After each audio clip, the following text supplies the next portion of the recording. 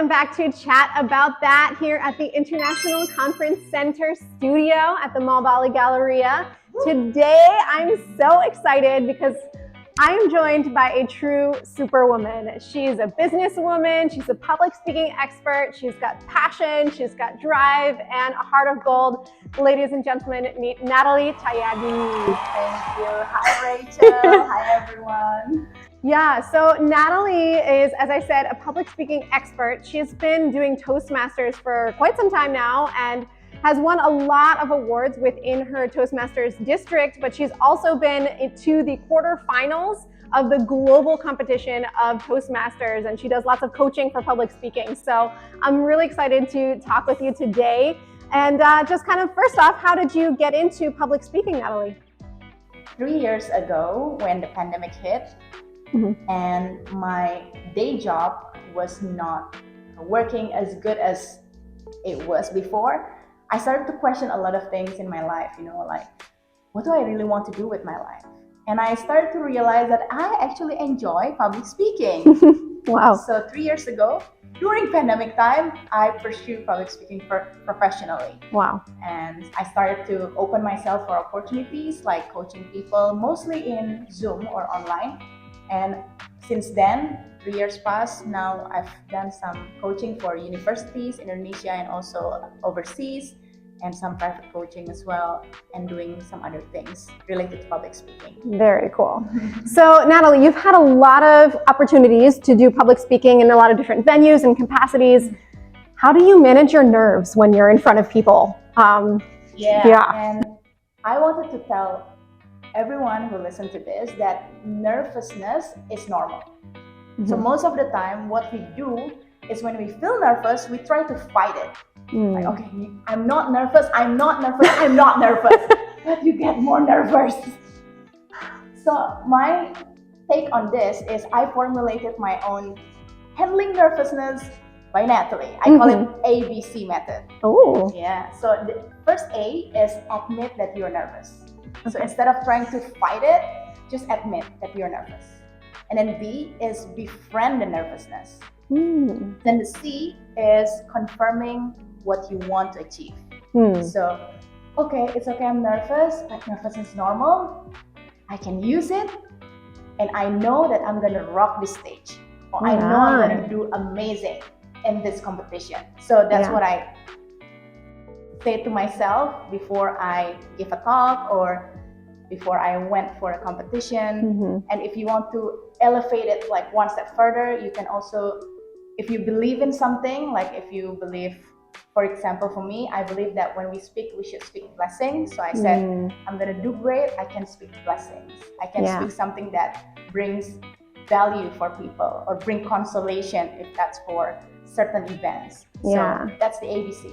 Admit, befriend, and confirm. Wow, I like it. Cute little acronym for you guys to remember next time you have to speak and you're feeling nervous. So then, okay, let's say you overcome your nervousness and then you're in front of the crowd.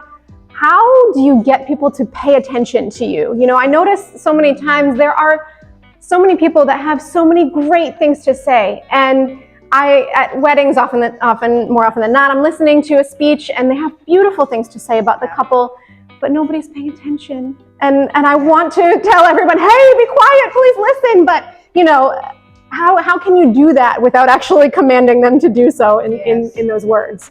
So tips number one is if you do something unexpected, usually people will pay attention.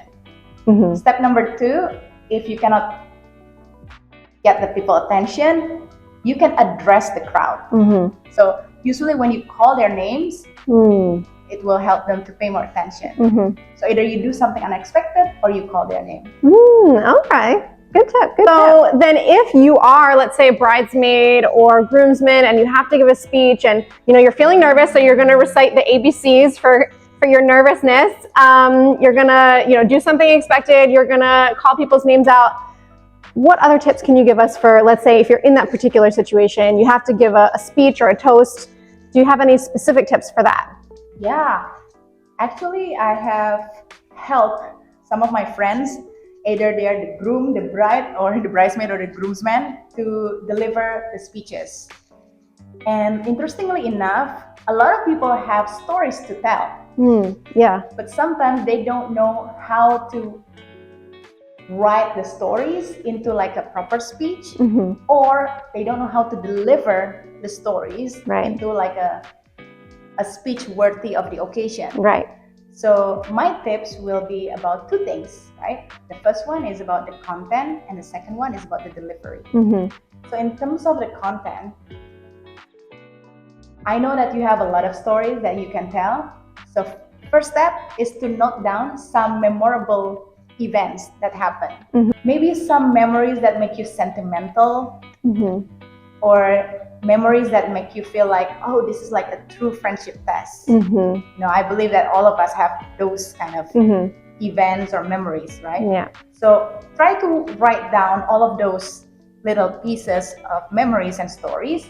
And after that, after you get the stories, now you need to craft a speech. And a lot of people think that public speaking is about speaking right away. If you want to win the heart of your audience, you need to prepare. And part of the preparation is to create a script. So I would strongly suggest for you, after you got some stories, write down the detail of the stories. Now you need to turn it into a proper script.